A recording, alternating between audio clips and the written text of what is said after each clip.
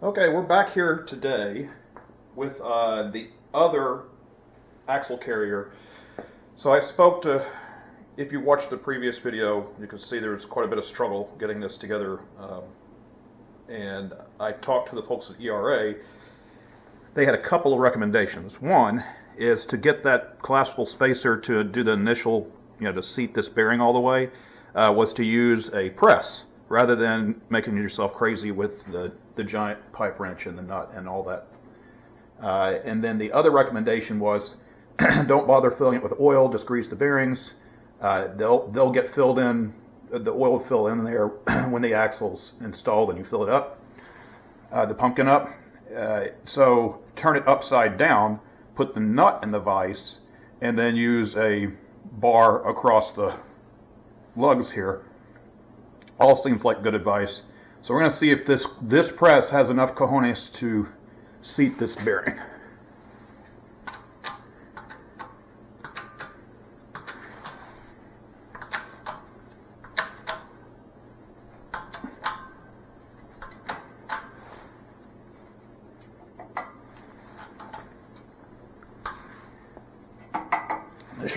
Initial reports are no, it does not.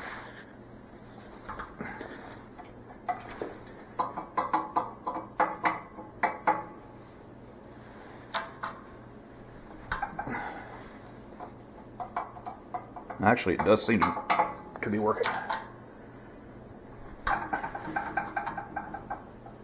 It did work. Wow, that was easier than fighting El Giant pipe wrench on here.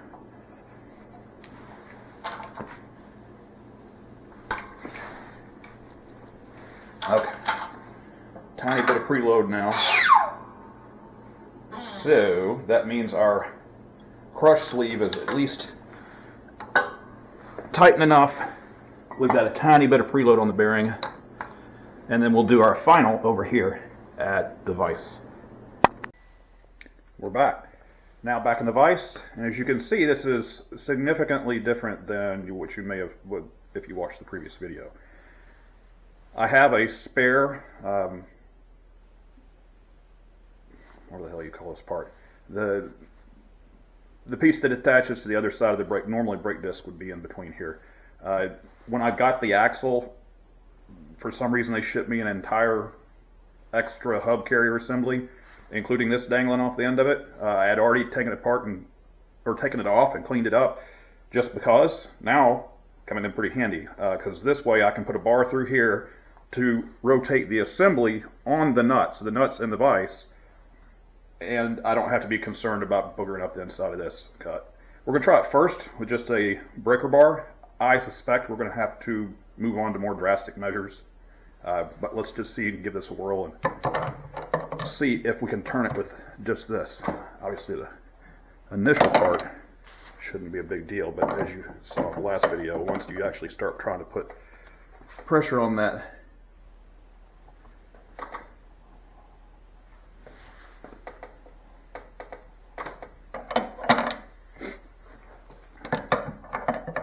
or maybe this was the one that came off easily and it's a happier camper. I'm not sure.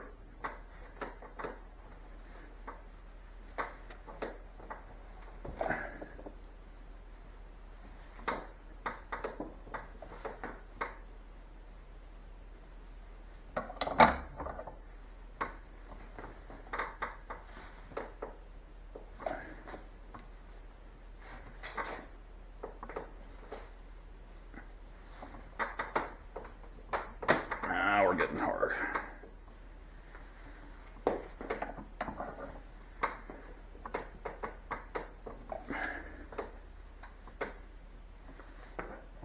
This is still way less stressful and more seems like us doing it the right way as opposed to the mess with the giant pipe wrench, which didn't seem to be the right way, but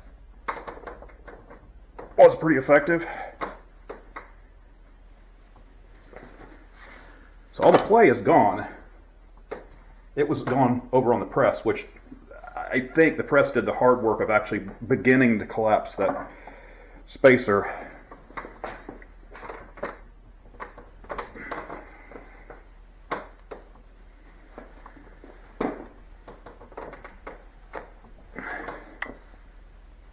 Oh, slight resistance change. So, I need to stop saying so much. What I also came up with is fighting this thing and to get it to pinch just right in the vise was not straightforward. So here I go again. I guess the engineer in me is coming out, but what we're going to do now, so it's not, turn the,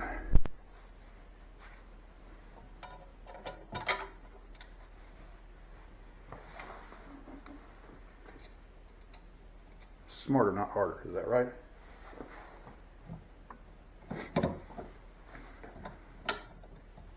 Now, if I've been, let me cut you off while I go find a nut that fits. It looked right, but obviously it wasn't. Search through the parts bin. Of course I had to go and cut a nut or threads into this nut because the bolt was metric. I didn't have anything else that was an appropriate size. Nothing's ever easy, but use the magical tool again. Wait, can you even see this? Yes, you can see this. The magical tool says we have all of about 3 pounds, which is 3 inch-pounds.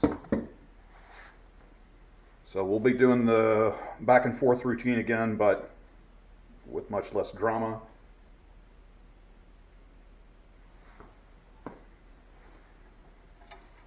So without further ado, let's begin the back and forth routine.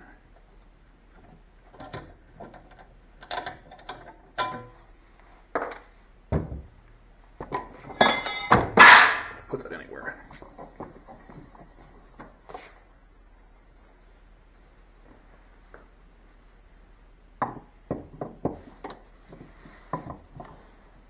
See, no metal shavings all over the place. No more beep dropping stuff and cussing. So we need quite a bit more resistance than that.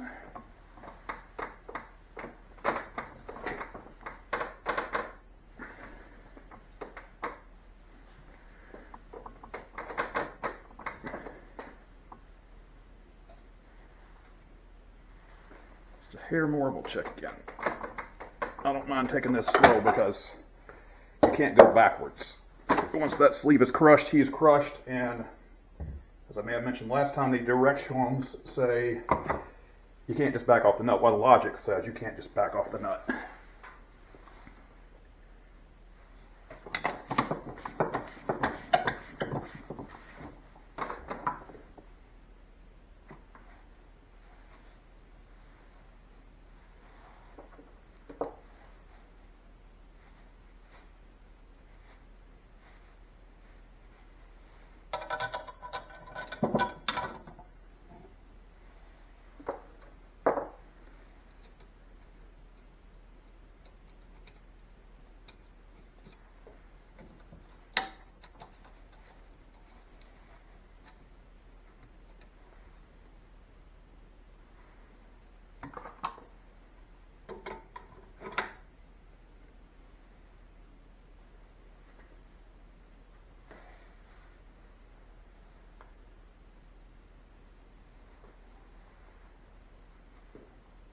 Well, I wasn't wrong. It did go up. It's at 5 now instead of 2.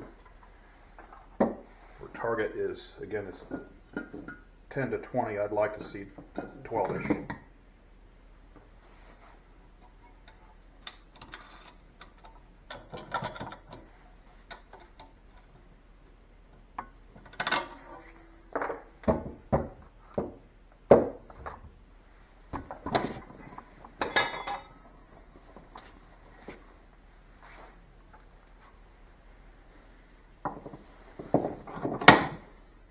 I'm not minding this at all. This is goes to show you, somebody does it all day, every day. Well, all day, every day.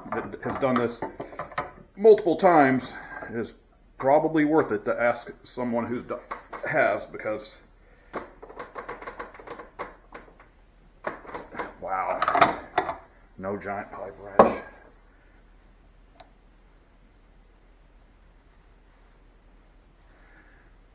like that's almost certainly the manual also states is that you basically would take that nut and in, what they say, 5mm rotation. It's some goofy measurement. Again, because you don't want to overrun your torque target.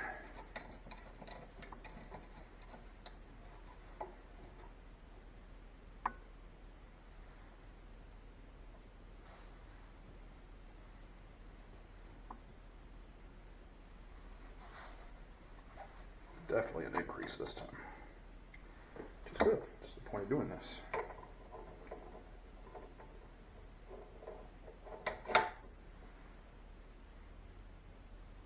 Am I? No, I'm not doing it wrong.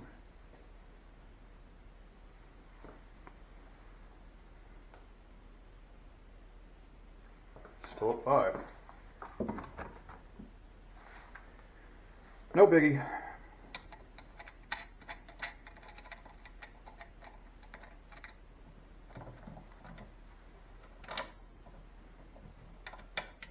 With that sleeve crushing, the bearings have to get close together, so the value will change. It's just how soon is the question. How quickly. Don't want to do a 30-second of a turn and have it jump from 5 to 25, then we're screwed.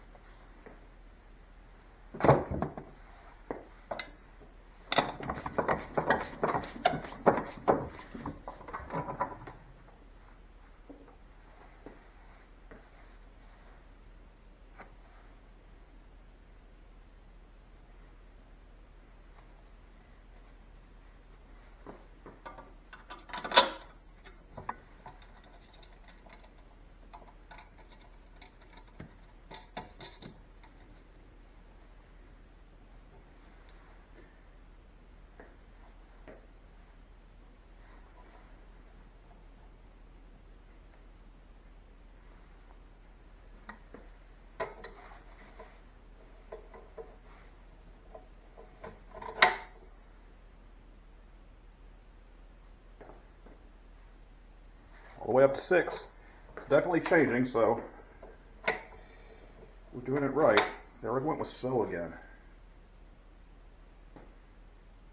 I'm going to say, using it at a constant speed.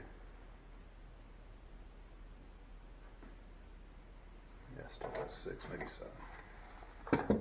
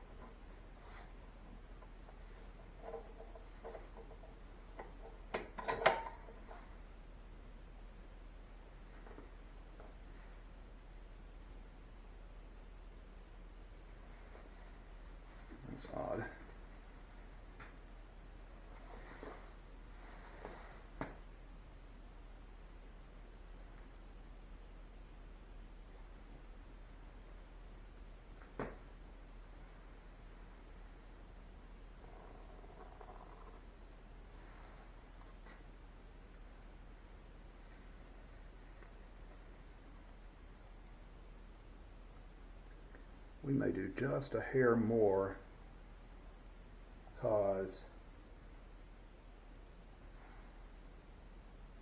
this is around 9. Let's make sure we double check.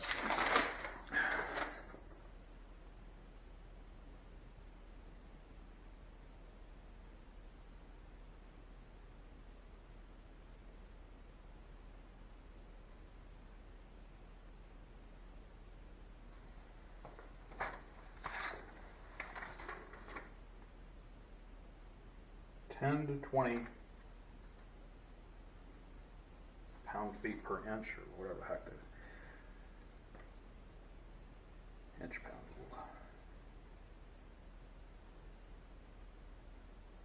That's 12. We're going to give it just a kiss more and call this good, I believe.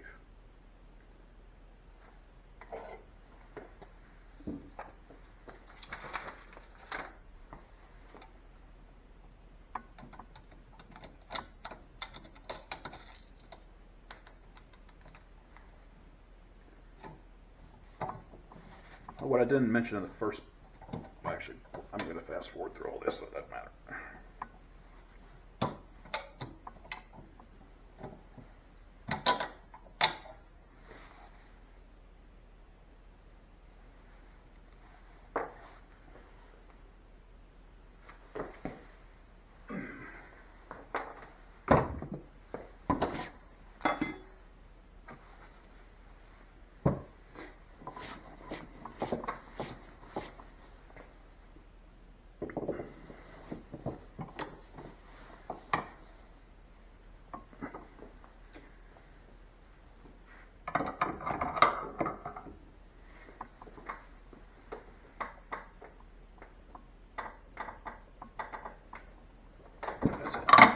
That's it.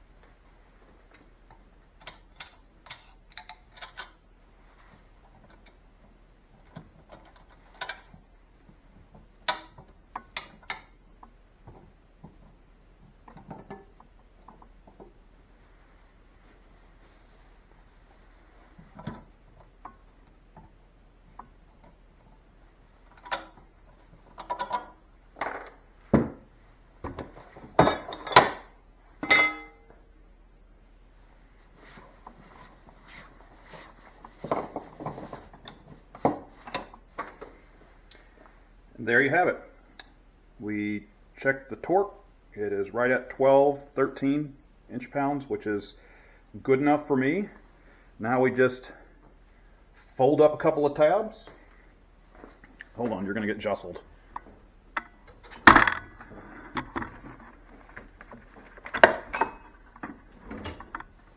No muss, no fuss. I like this way a lot better. What I didn't mention at the beginning of the video when we had it in the vise, all the steps up until that point had been identical to the other video. I pressed the outer bearing in, or put the seal on behind the with the bearing behind it, pressed the shaft into the bearing there with the press, flipped it over, and then I did use that PVC again because I'm lazy and didn't go to the store. It did not have, you saw how much force we had to put on there. There's no way it was putting up with that to try to actually seat that bearing all the way, so we didn't have to twist this nut on so much. The pipe I just went and picked up today, just a piece of 1.5 inch by 1 foot galvanized steel pipe. It did the job superbly. And then obviously this step was massively different than the pipe wrench fiasco from the other video. Really? We're just taking, say we are,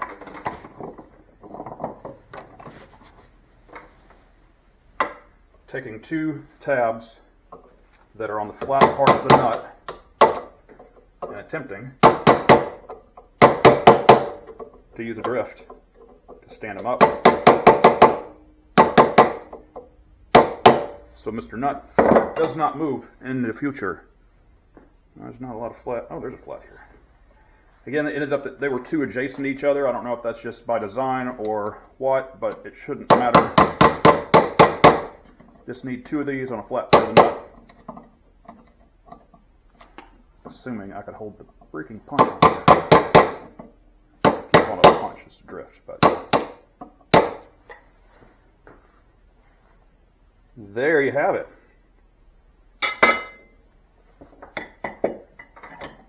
He will be nice and happy in the housing in a few days. My last bearing is supposed to show up today so that I might work on putting the actual pumpkin together, which will be the next video, I suppose. Oh, one other detail, if somebody else ends up doing this and you have a spare, although it didn't seem to really screw this thing up, I had that with that breaker bar in there, there's no nicks or anything, so you could probably use your real one. These nuts are lock nuts, and I didn't want to run them down here on these studs any more than I had to, and because when you run a lock nut down, it does deform the threads some, or can, so I ran a tap through these so they just spin on easily. I'm going to be putting a new type of nut on here that has a little wing. It's called, I can't remember the company name, but a different type of locking nut. You can't use nylocks here because it's got a brake disc right here. It gets really hot. Nylocks just going to melt.